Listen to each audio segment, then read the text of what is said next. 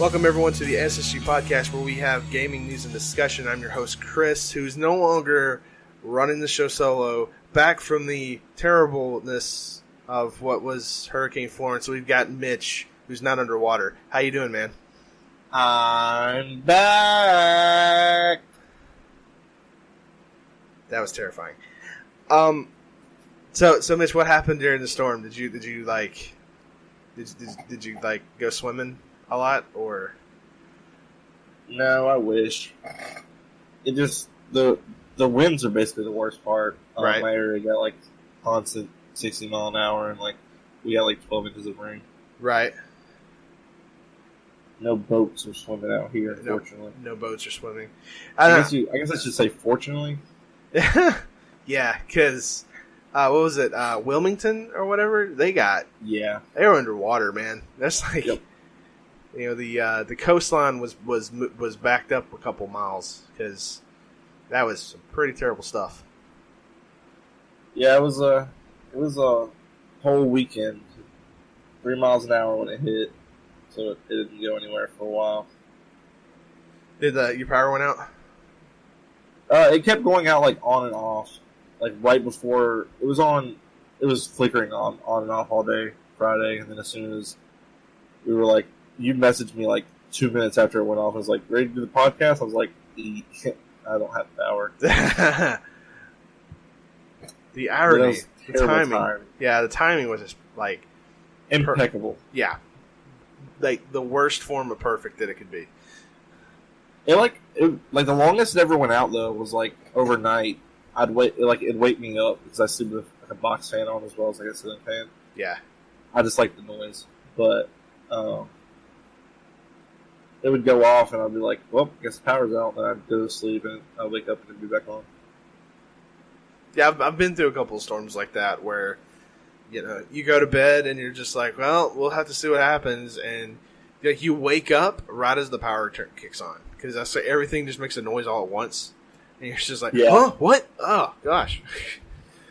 Yeah, like the city like 20 minutes away just got power back yesterday. So holy crap! We're very fortunate. Yeah, like, it's always, and that's part of the reason why the power is almost always on a grid, right? Because one section goes off, and it could be like your next door neighbor. They could have lost power for X amount of time, but you never lost power, kind of a thing. It's all different, or maybe I don't even know what I'm talking about. Regardless, we're glad that you, the collective listeners and myself, are glad that you are that you're okay, that you made it through it, and that that you didn't have to go through a lot of the worst of the storm. That would have thank you. That would have been terrible. We got it, but we didn't get it as bad as others, so very fortunate. And for those of you who don't know, even at this point, there's still a lot of like rescue operations, a lot of cleanup is going to be going on for the next several months. I mean, it's that bad. Oh yeah. So continue to keep these people in your thoughts and prayers, because after a hurricane, it's just a mess. Yes, it is. But that said, we must get this show back on the road, or on a roll, or something like that. I don't even know. I'm so tired. Yeah. So I noticed the other day that we had actually reached over 1,000 Twitter followers. Yeah. I don't even know 1,000 people in my life. So, thanks to do we include like celebrities and stuff or no? No, unfortunately. I mean, there's a couple. Even then, I don't think I would know 1,000 people. I mean, that's the thing. I don't think I know of 1,000 people, much less know 1,000 people. So, thanks to everyone who's followed us, especially if you're listening to the podcast now because you followed us on Twitter. Thank you so much. It's I never thought I would ever own a Twitter account that would reach that high. In fact, my own personal Twitter account is still sitting around like 86 to 89. It fluctuates daily. That's like 120 or something. Yeah, it's like most people on Twitter is like will stick somewhere around 100, and those that get a little bit popular, like maybe they're like a writer for some newspaper or something like that, or they cover sports or something like that, they'll have like 300 to 500 followers. But 1,000. All I talk about is sports. No one cares to listen to me. I know I sure don't. So, That's right. Yeah, ladies and gentlemen, if you want the worst sports takes in the world, go to Mitch. That's right. Screw the dirty birds. Keep pounding.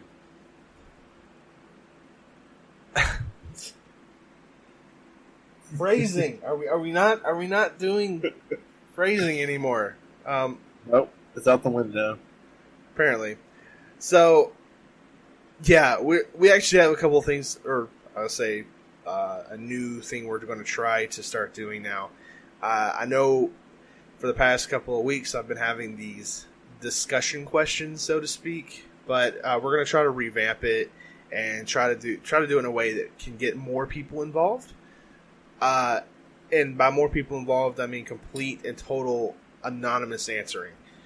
So at the end of this show, we will actually have essentially have a Twitter question, a Twitter poll that we'll start up, and that Twitter poll will go live after this episode releases, whenever I decide to release it. So, if you're listening, It's only a hostage until you anonymously Woo! Anonymous. I give up. What were you trying to say? Nope. Okay. Anyways, The train is derailed. It's super aided. it's gone. It's just You ever seen Super 8? Super 8? Yeah, well, DJ Abrams. J.J. Abrams? Yeah, I've seen it. Yeah, that train scene. Yeah. Yeah, that's what just happened to me. Yeah, that is just what happened to you. That's a great movie, by the way. That's a great movie, by the way. I like it. Yeah, it's like Stranger Things, the movie, before Stranger Things existed. Sort of, kind of. It's just, it has a lot. Yeah, as far as like the nostalgia stuff goes, it's absolutely like a nod to the mysticism and wonder of like 80s movies to a degree. Yeah, but they don't got no Nancy. Moving on, let's see what's come out this past week. Is there What anything? came out this past week? What came out this past week? Absolutely nothing. I'm not going to say that everything that's come out is absolute garbage, because I'm pretty sure there's people that enjoy these games to some degree. But Mitch, do you foresee yourself playing Legendary Fishing at all? No. What about Labyrinth of Refrain, Coven of Dusk? That's not a real thing. That sounds like an anime. Literally, like, it's probably some... and even looking at the little logo that they have on Metacritic, it looks like it's something anime-based, or, like those... I don't know, those... You ever get those ads on YouTube of, like, those mobile games, and they're, like, anime chicks doing stuff, and you're like, why? Why?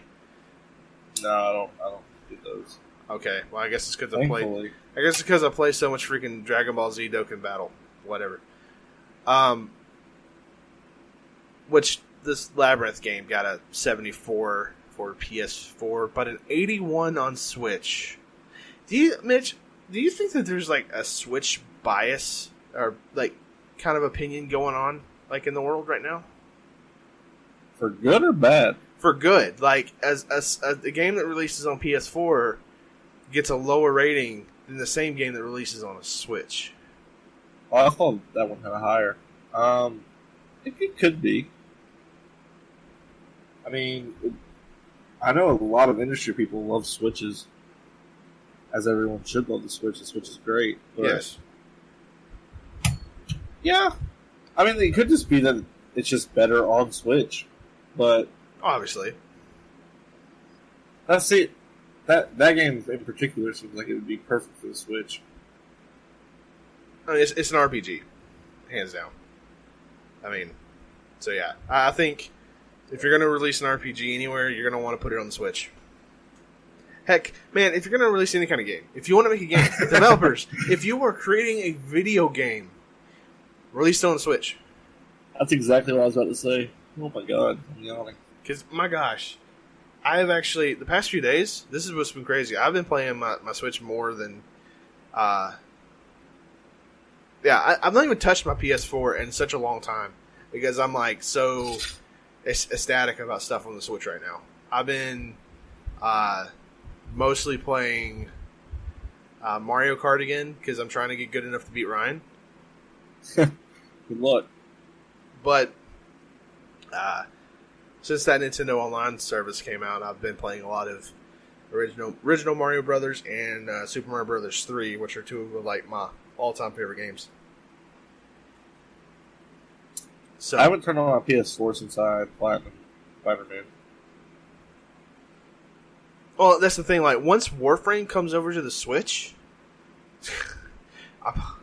if I wasn't a video game collector type person, I would probably sell my PS4. You know, The Last of Us 2 comes out next year, right?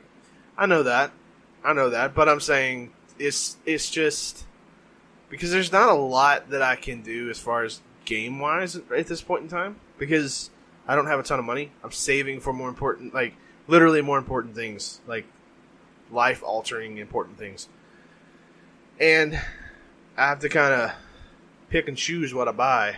City Skylines is out on the Switch, man, and I want that game so bad. It's $40, but I had to sit there and go, I'm not going to get it yet. I'm going to wait. But I want to get it. And then you're going to wait so long that one day you're going to be sitting there actually making cities. And you're going to be like, man, this game could really prepare me for this hard job.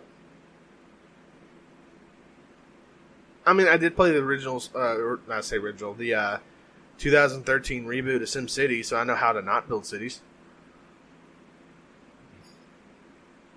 Heard that game was real bad. It was terrible. At launch, it was terrible. We've talked about it before, but it was terrible. Yeah, I know, and I know Mitch is coming. Did we really talk about that before? Yeah, man, we're on episode 14. 14. It's like if we did this every day for 2 weeks. How boring would that be to listen to us just prattle and ramble on for every day for 2 weeks? I don't know. People keep doing it. Yeah, for whatever reason, people keep listening, even though we tell them not to. Thanks, dads. Yes. Moms. Yeah, thanks, Mom. Without you. But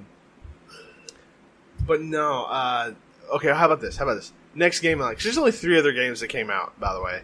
It was a very quiet week. Insurgency, Sandstorm.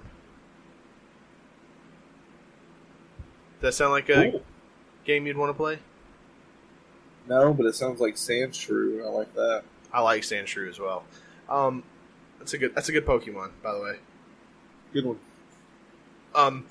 Yeah, Insurgency Sandstorm is a shooter/strategy game. So I don't know what that is, but it's only on PC. So yeah, I think I've actually heard of this. I'm pretty sure my friend told me to play it or look it up one time, and I did because you forgot. I had a friend. Oh, yeah, that's what we'll say. Yeah, you forgot. $26.99 on Steam. Hey, pretty cheap, and that all currency that we mentioned, by the way, is American unless otherwise stated. America. Just want to throw that out there in case someone someone. You said Sandstorm, right? Yeah, wait, never mind. Yeah, Sandstorm. Wait, maybe you can't get it on Steam. What? It says the new release date is in December 12th. What? Yeah. Did Metacritic lie to us? Metacritic had to lie to us. There's a beta. There's a beta patch notes. Metacritic would never lie to us. Yeah, December 12th, 2018. Ever. It would no. Metacritic is nothing but truth. Actually, wait, are you sure? Hold on a second. I gotta. How is all this? What? September 11th, there's in recent updates on Steam. September 11th, they said new release date in December. Give me a second. Oh dear. It says, Dear community, today we are announcing the delay of Insurgency Sandstorm from its originally planned release date of September 18, 2018. The game will now be releasing on Windows PC on December 12, 2018. Pre-order beta will continue until the release of the game. So basically, I guess it's an early access game now. Oh, okay. So yeah, you can purchase the game, I guess, but it's like back when Minecraft first came out, and you'd purchase the beta, and once you bought the beta, like or alpha or wherever it was that you opted in, you got the full game from there on out. Isn't that how every early access thing is now? Well, probably, but I'm just using Minecraft because it's like the best example. Or more recent PUBG. PUBG sucks though, right? Yeah, it does. I see all the kids playing Fortnite, so I tried to play Fortnite the other day with a couple friends, and it didn't last very long. Let me tell you that. Is it getting harder to play the game? No, it's just getting more frustrating because you're not in it and like playing all the time. Yeah. So it's like you're out of the loop. There's a 50 cal and it sniped me, and I was very mad. Huh. That's unfortunate. Yeah, we played a few hours, but like I couldn't handle a lot of it. Well, good times. So, that being said, yeah, guys, sorry, September 18th was not the release date for this game, but you can apparently opt into a beta that is only $30. So if you are into this type of gameplay, then get on in it. Or if you want to play a real game that's out right now, play Rainbow Six Siege. Counter-Strike, what? Oh, okay. Or Counter-Strike, that's fine. I'm okay with that. I mean, Counter-Strike it's been going on for so long. Yeah. You'd probably have to join you'd probably have to join some kind of community though if you wanted to play Counter-Strike these days. Like, I don't know anyone that would play Counter-Strike solo right now. Yeah, that's true. That community, man, probably with all the random people and stuff, it'd be terrible. So the next game on this list, because we just gave Insurgency Sandstorm way too much talk time, is Fishing Sim World. Now this is where we're going to spend our real time. I just have one question to ask. Why would you name your game like Fishing World, right? World of Fishing, you know. I don't know. Anything's but Fishing Sim World. Can't they get in trouble for having sim in there because of the Sims or something? Like, isn't... I don't know, but somewhere on planet Earth, someone wearing a Bass Pro hat just bought this video game. I don't even think so, because most people that I've met that have Bass Pro hats on, they don't care about video games. I wear Bass Pro hats. They're cheap. They're like $5. But I'm saying in general though. I think the average person that goes to a Bass Pro shop is not even going to touch the game. And by the way, though, why would a person with a Bass Pro shop hat go and buy this game? They probably already know how to fish in the real world pretty well. And they make Farming Simulator every year. Somebody's buying that game. I kind of like Farming Simulator, but that's beside the point. I need to drink more.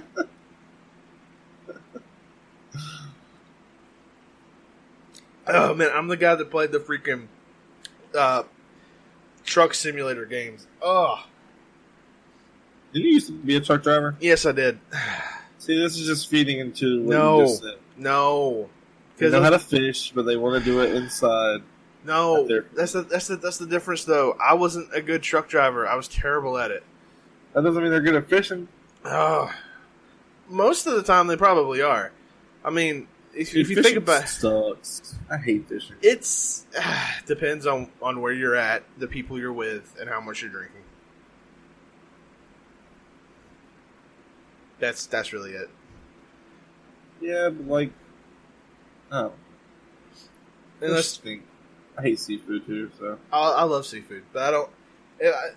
All the times I've actually gone fishing, I can bait the hook, I can cast the rod, I can catch the fish, but don't ask me to take the fish off the hook. you scared of it? I don't like touching fish. I don't like touching live fish. I hate touching them. I just don't like. It's just ew. It's disgusting to me. I lied. I do like fish fillet sometimes, and my neighbor, the house across from mine has a pond, and one of my old neighbors has a little boy, kid, whatever, used to fish there for catfish. He made catfish nuggets, and they were delicious. See, that would be interesting. Very, very good. Like homemade, like fish nuggets. And that's the thing. I like homemade fish. Like if you actually eat fish that's been prepared, and it is some of the tastiest stuff in the world. But the problem is that most of the time, people that eat fish that's like homemade, it's always fried. So yeah, fried fish. I like fish sticks, but I don't really think it counts as fish. I like salmon patties. I don't like salmon. Salmon is better than tuna, in my opinion. I used to eat tuna helper all the time. Tuna helper's okay. I'm a big fan of tuna salad. You make tuna salad type stuff. What about tuna sandwiches? If it's like tuna salad sandwiches, yeah, but just straight up tuna sandwiches, no. You don't like Jim Halpert? Big tuna? Big tuna. Big tuna. Tuna sandwich. Yeah, just because you brought a tuna sandwich to lunch. I love The Office. Yeah, I did too. That is probably. We had a discussion before the podcast where literally I told him, I was like, I do not watch TV shows, but if I did watch TV shows, that would probably be my favorite TV show. It is my favorite TV show of all time. I've seen it literally front to back like 30 sometimes. I've seen enough of it to where I understand all the memes. I'm an insane man. I've enjoyed watching the blooper reels. Oh, blooper reels are great. They're fantastic. I think that was one of the best shows to actually work for. Oh yeah, for sure. Every freaking one just laughing their butts off the entire time. Anyways, this is not a TV show podcast. Whoops. I could probably created The Office podcast though. I'm pretty sure there's probably like 50 of them already out there. Oh yeah, for sure. The final game though that actually just released, that came out on the 20th of September, is The Gardens Between. Is that a gardening simulator? No, it's an adventure/puzzle game. Interesting. I know nothing about it. Nope. I just heard of it just now. But it's continuing this little like conspiracy that I have. It scored a 73 on PS4, but a 78 on Switch.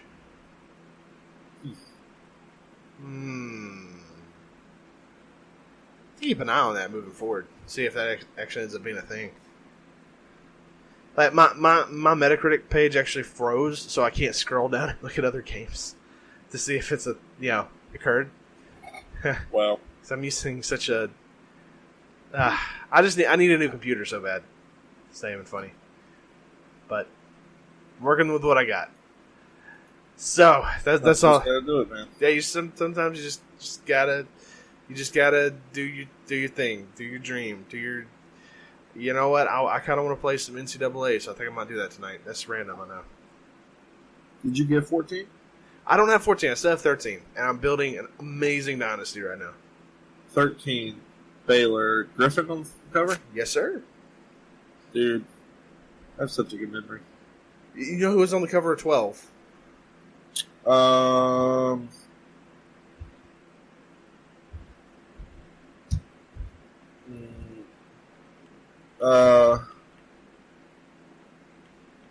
looking it up real quick just to verify that name. Hold on.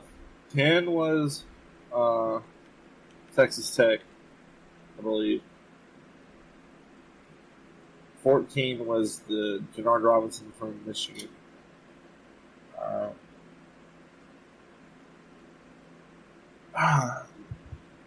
Is it a red cover? I do believe so. I'm double checking. I need to find it. Where's that? Yeah, it's a red cover. Hold on. Is it Bama? It is Bama. So someone from Bama, then it has to be Ingram. It is Mark Ingram Jr., indeed. My man. Waiting for you to not be suspended so I can play you in fantasy. I still think Kamara is going to have a pretty good role. Dude's been like insane out of the backfield as a receiver. You just going quiet on me now? Just quiet? Nothing? Hello? Did we just lose Mitch? I'm looking over at the producer right now, and he's got this perplexed look on his face. I think we might have just lost Mitch. Or did we lose me?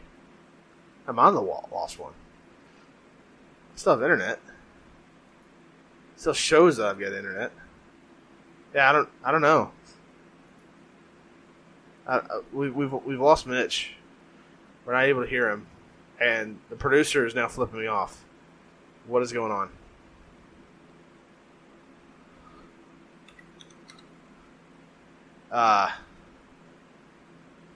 This is awkward.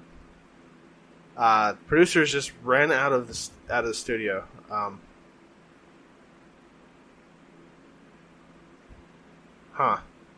And I think Mitch is back. Are you back, Mitch? I'm back. Oh, he's back. Okay, all right. I don't know why, but the producer just ran out. I don't know what he's doing. So, what was the last thing you heard me say?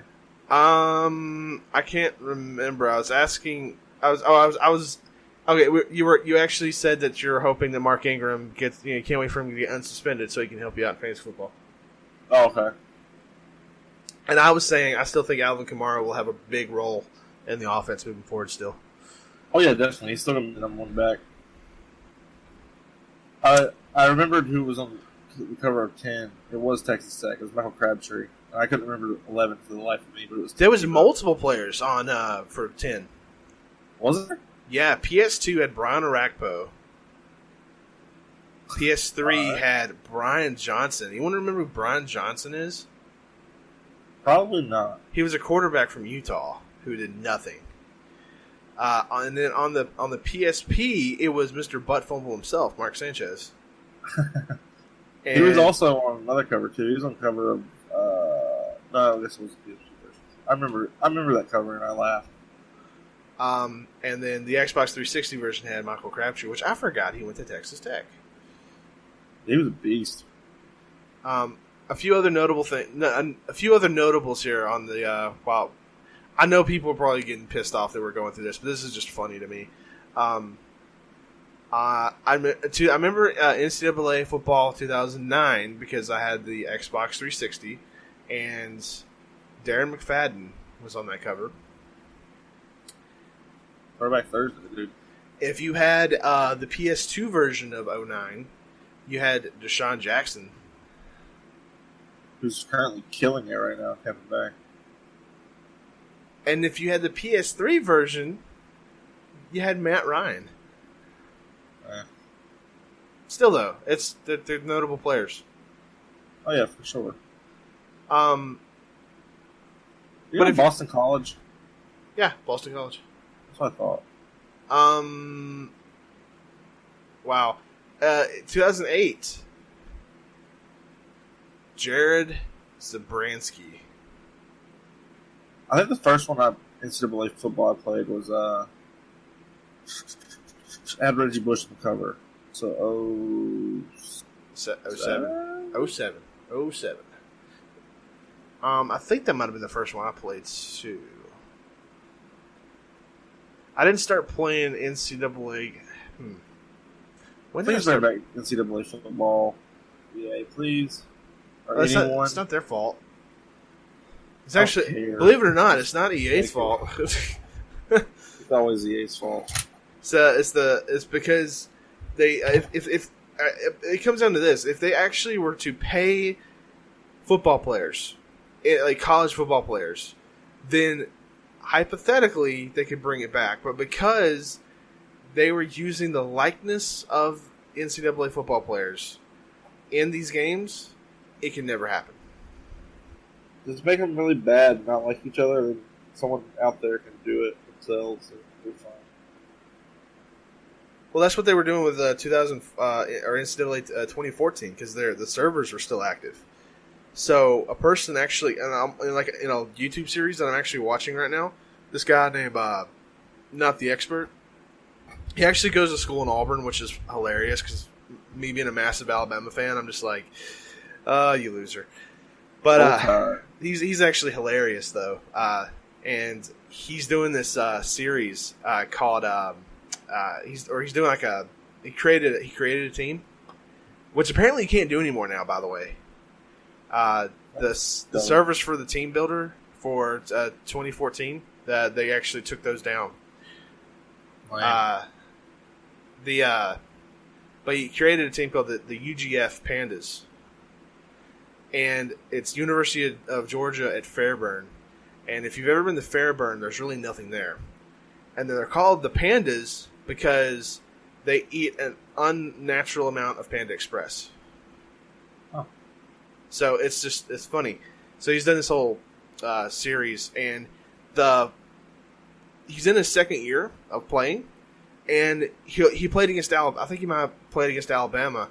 And it's got the entire roster on there. So Jalen Hurts is there. Tua Tagovailoa is there. Everyone's there. Tua for Heisman. Yes, sir. But anyways, I kind of want to give that guy a plug because I like him a lot. I think he's hilarious. I'll take it. But anyways, how did we get on this? We started talking about something that led to. I think you just mentioned NCAA football. And I talked about the cover. Oh yeah, I said I wanted to play it when I got done with this. Yeah. By the way, I don't know if I should say something like this because this could get like controversy wise, but I want to say it anyways. I worked with a guy, okay, in one of my last jobs. I worked with a guy, and he actually played football at the University of Alabama. Ooh. I'm not going to say what position he was, but he wasn't really that. He actually played there, I think, for like a year or two, but then he got injured or something. He wasn't going to be a starter because he got injured. So he transferred to another college, and then he actually ended up transferring to Auburn, where he played at Auburn before he graduated. I just thought it was funny. But he played with Eddie Lacy. Oh, cool. And you know how, like, during Eddie Lacy's tenure in the NFL, it's always been about his weight problem? Yeah, Cheeseburger Eddie.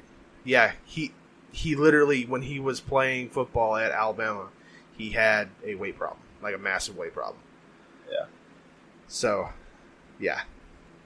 If certain people were to hear that I just said that, I could potentially get a little in trouble.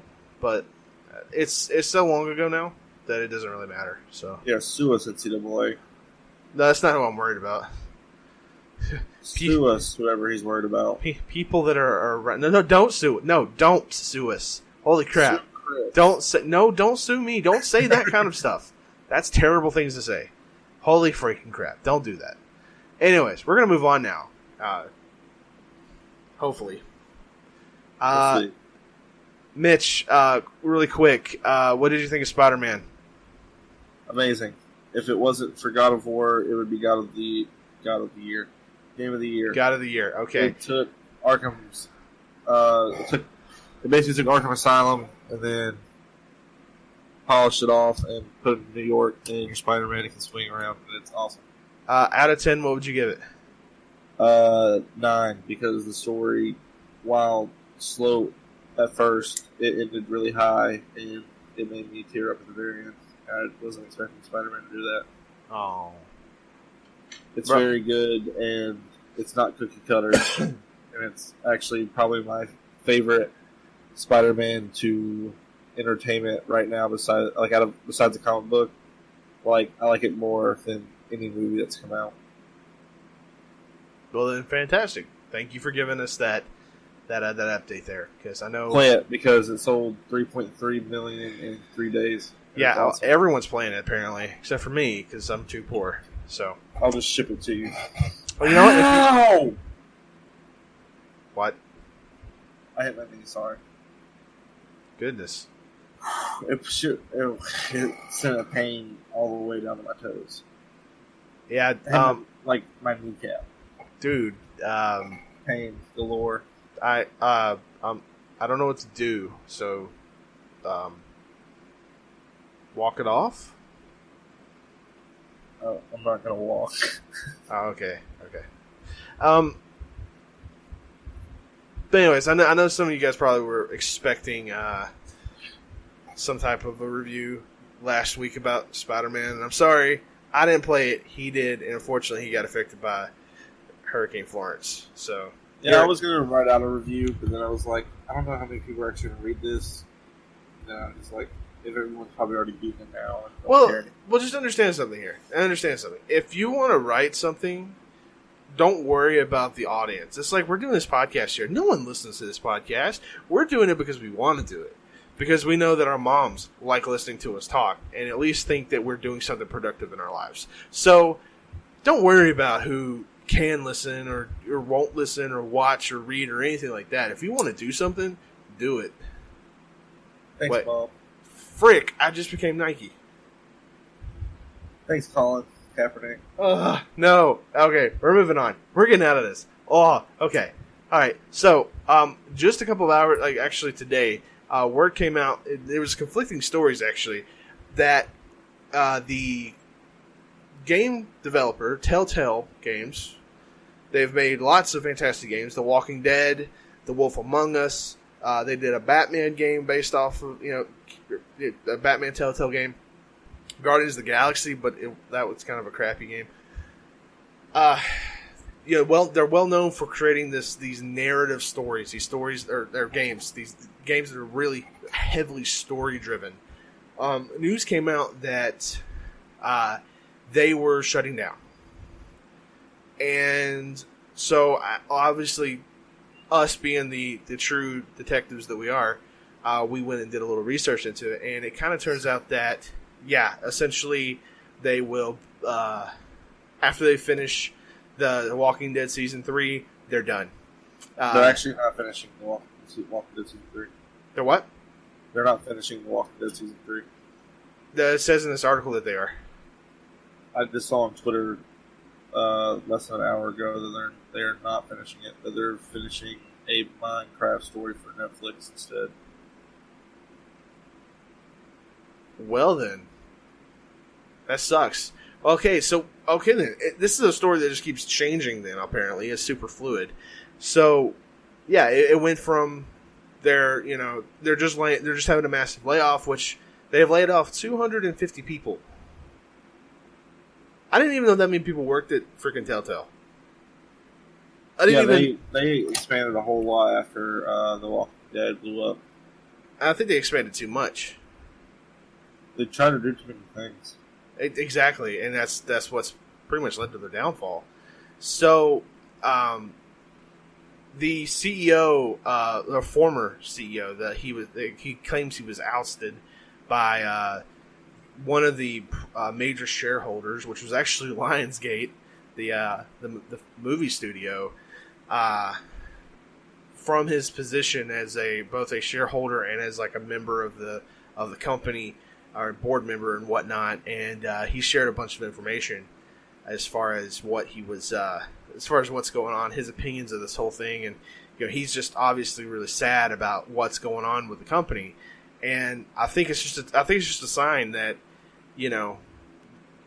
if a company overexpands too quickly, without I don't know. What do you think? What do you think caused them to fail? I think it's because they just grew too fast and they had they try to do too much at once. But do you think? What do you think? That they bit off more than they can chew, is what I assume. They had that Minecraft story going on for Netflix. They were wrapping up The Walking Dead season 3. They were doing. Actually, I think they already finished Batman season 2, but it wasn't called season 2. It's called something else. They were doing the Guardians 2. They were doing a Stranger Things, Telltale, and The Wolf Among Us 2, which are all canceled now. Gosh. Yep. They had way too much on their plate.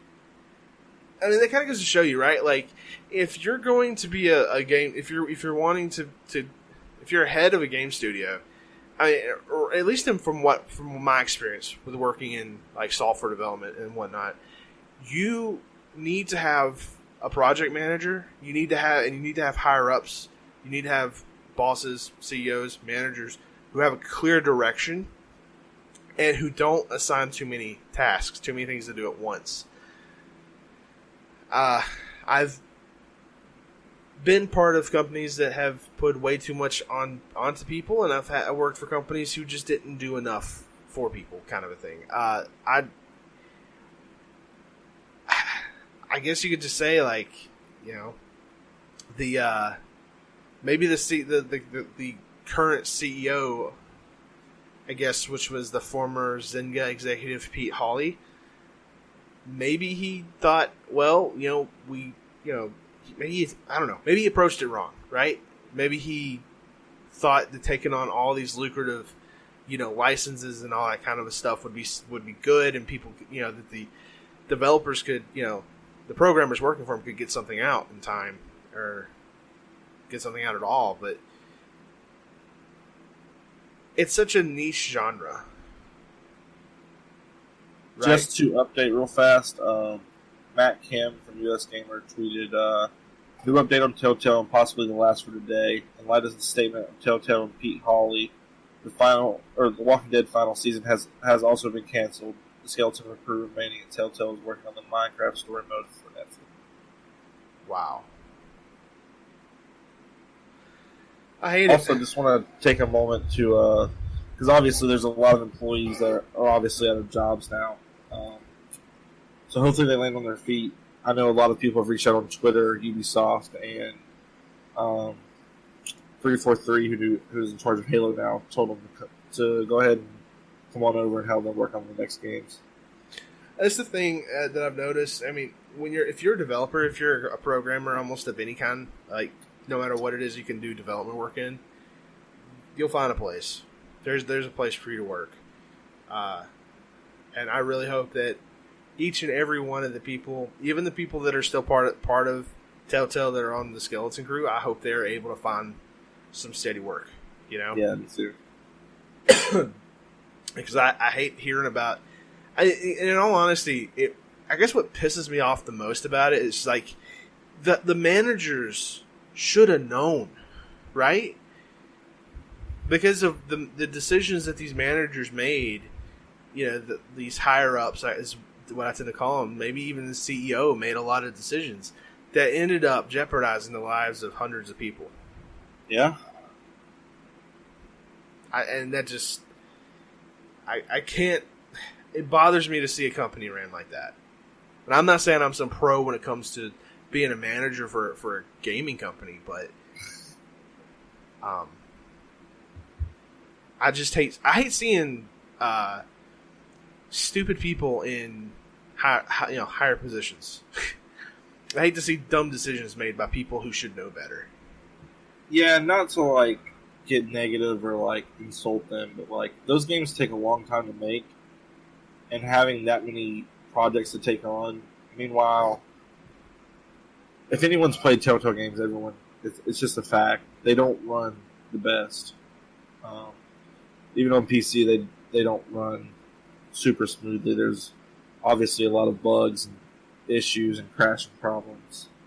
I think they needed to take I thought they were going to take a lot of time off and fix their engine and then come back and do The Walking Dead still in Wolf Among Us, but obviously that's not happening. Right. But they needed an engine overhaul a long time ago. And I'm sorry if I'm being super negative and high, but I can't. It just bothers me. I hate seeing it. You know, we've all worked jobs before, though, man. Like, you've had. I'm pretty sure, like in your previous job, your boss would do things on like an almost daily basis that would make you be like, "What are you thinking?" Like, oh yeah, even today, it's still the same thing. You know, everyone. I guess it's where everyone works in a place where there's those people. You're just like, how do you still have a job? But yeah, you're right.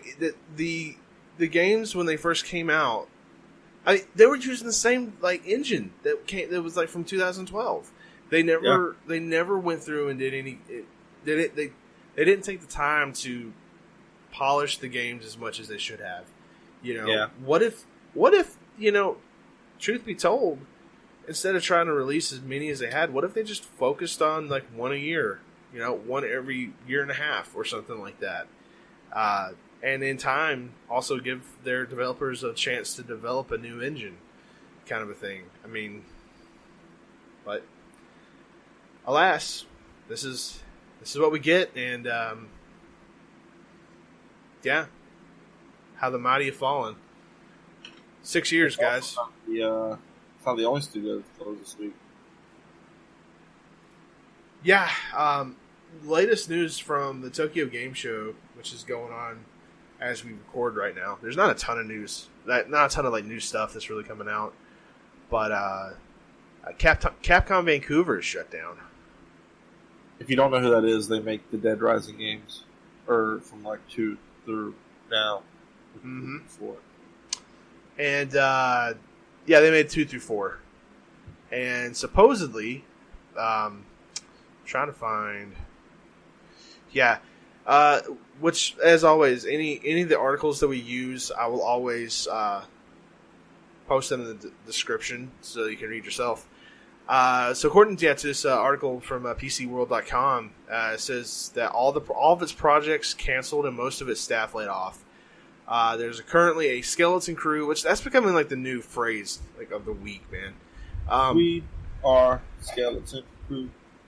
It's also a really good book by Stephen King. I think it's a book of short stories.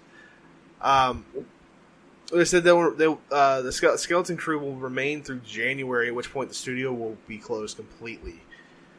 Yeah, this might be the end of Dead Rising, guys. Probably so, yeah. And I'm hoping that, once again, just like with the Telltale folks, we hope that the people out of Capcom Vancouver, our Canadian brothers and sisters, can find work, man. Because I hate it. Video game industry is so volatile, you know? Actually, I'm seeing also a conflicting report. Remember I said 250 employees at Telltale? Yeah. The PC World article states there was 400 employees.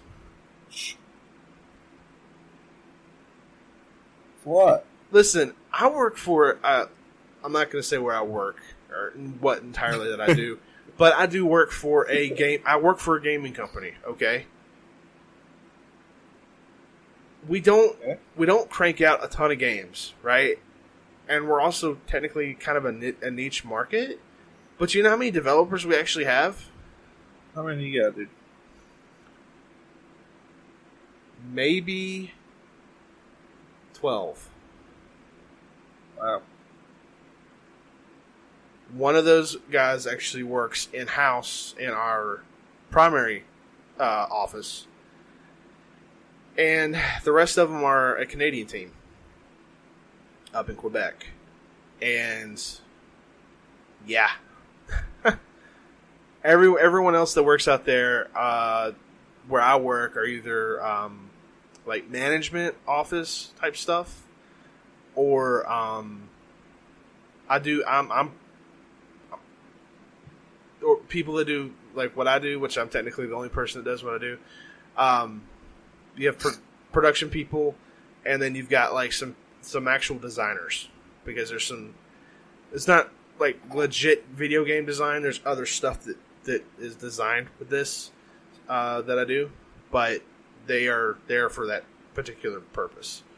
So, Yeah. It doesn't take a wide range of people. This is what drives me insane, man.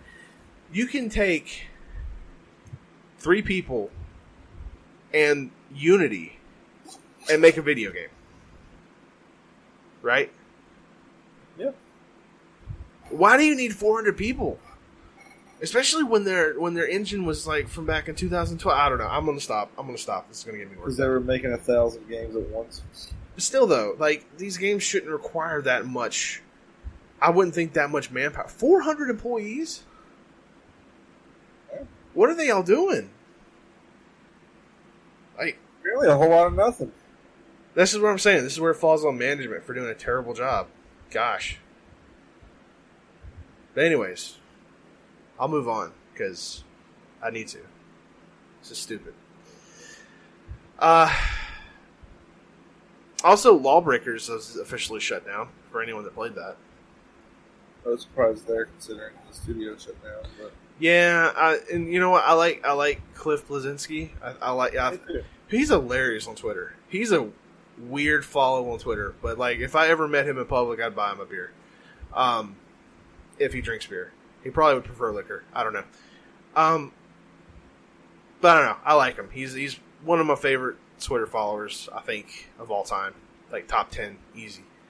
And it's just sad. It's sad to see like you got all these people like in the gaming industry who were like so good, right? They were like your John Romero's, I guess you could say.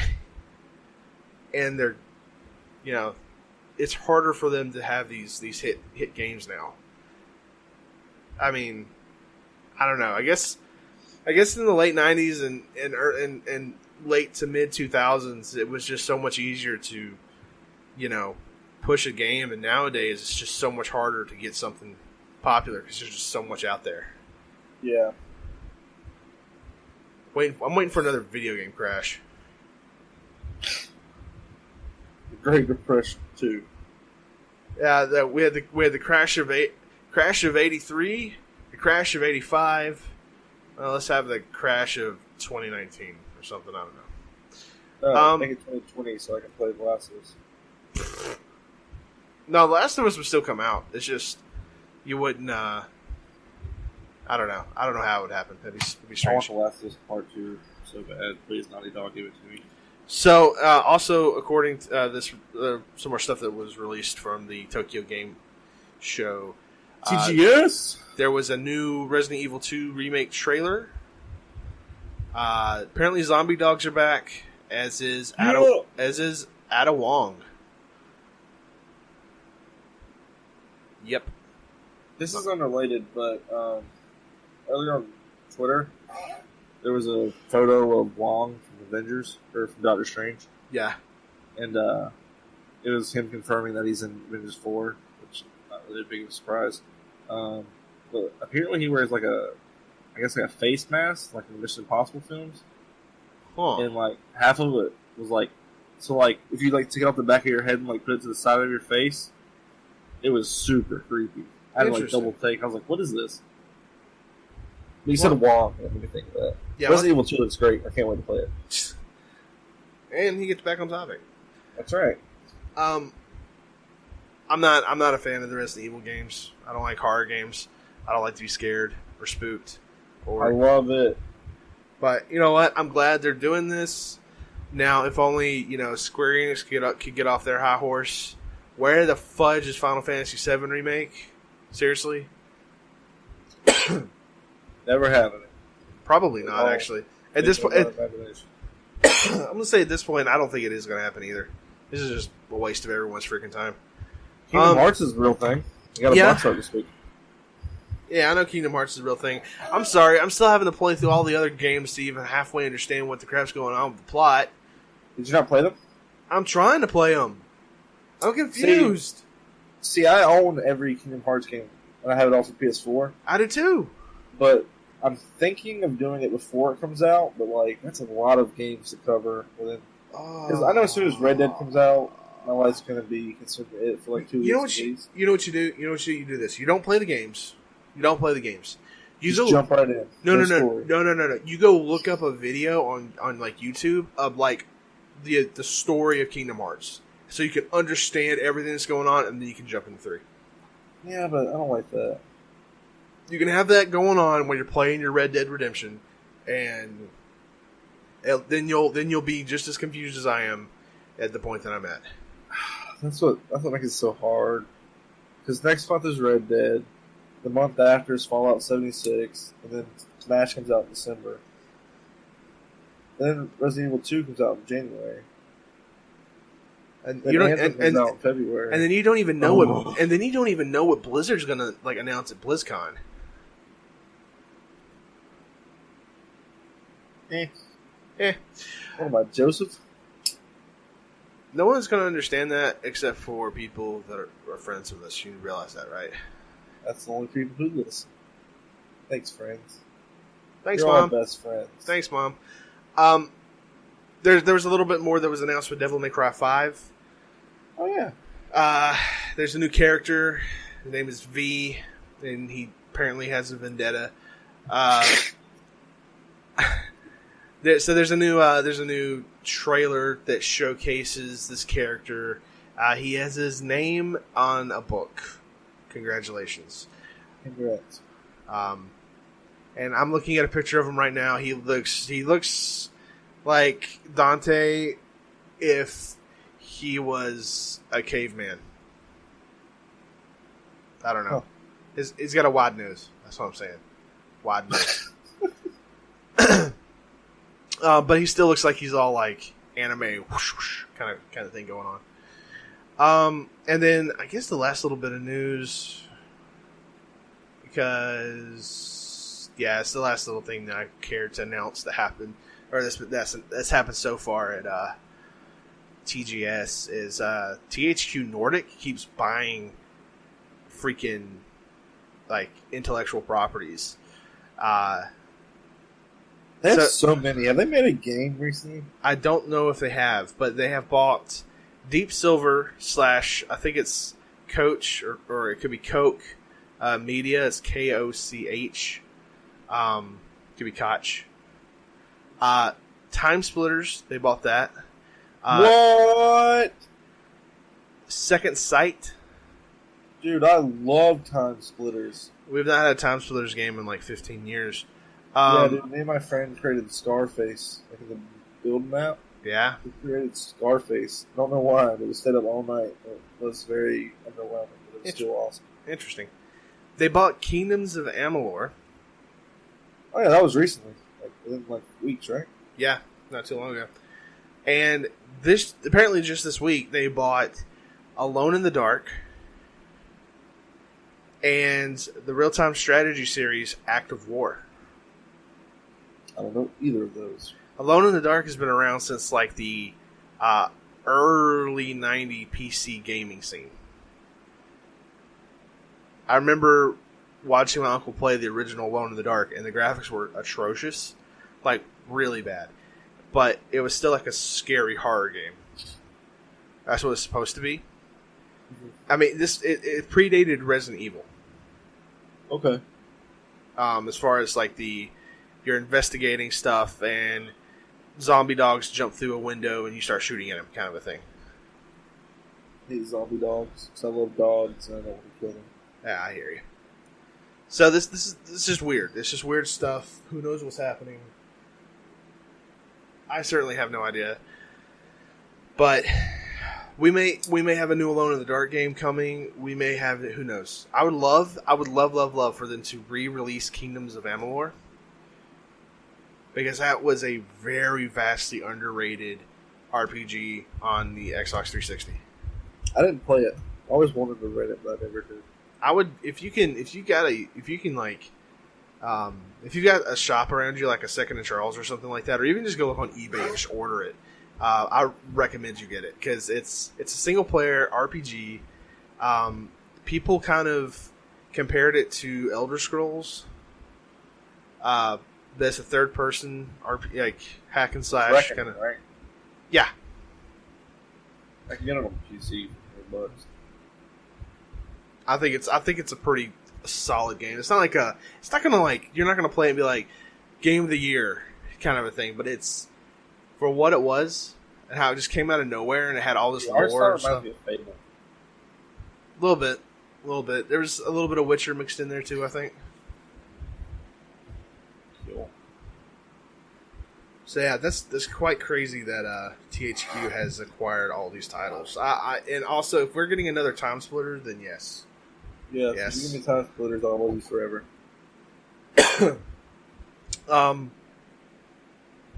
Well, with that, we're gonna move on to our last little topic, I think, and that's when was this announced? Yeah, just yesterday, very recently. Sony announced that they're coming out with a PlayStation 1, or excuse me, a PS1, PlayStation, whatever, Classic. Mitch, what are your thoughts on this? I still own my original PS or PlayStation 1, PlayStation, whatever. I'm waiting for the rest of the games before I even think about buying it. I think it's worth buying right now. I think it's worth pre-ordering. And I'm one who doesn't like to pre-order stuff. Simply because the 5 games that they've announced so far, 3 of those, or I didn't even say 4 of those 5, are really great titles. They're solid to great titles. Final Fantasy VII, which we're getting a remake of that on Switch. A remake or a port? Excuse me, port. We're getting a port. We're getting a port of that. Final Fantasy 7, 9, 10. Oh yeah, I saw that. 10, 2, and 12, I think. Is all direct the other. Yeah. So Final Fantasy 7, Jumping Flash, which I've never played before, but whatever. Sounds like it's a platformer. Ridge Racer Type 4, which I've heard is a fantastic game, fantastic racing game. Tekken 3, which is one of the greatest fighting games of all time. And Wild Arms, which is, I think that's an, yeah, it is. It's an RPG. And it's a, how do I define Wild Arms?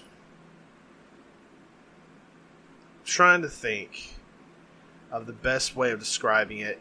It's a role-playing game. It's a tactical role-player game. You've got a massive amount of characters, and it's a Western themed. It's Western themed as well. And if I'm also not mistaken, a lot of the cutscenes are all like they're like anime cutscenes. Anime. So it's like a Western. Not really like a West. Like when I say Western, I mean like cowboys, like the Old West type thing. Like Clint Eastwood. Yeah, you're John Wayne, or pick another white racist person. But yeah, I've always heard that Wild Arms is like a really underrated PlayStation game. So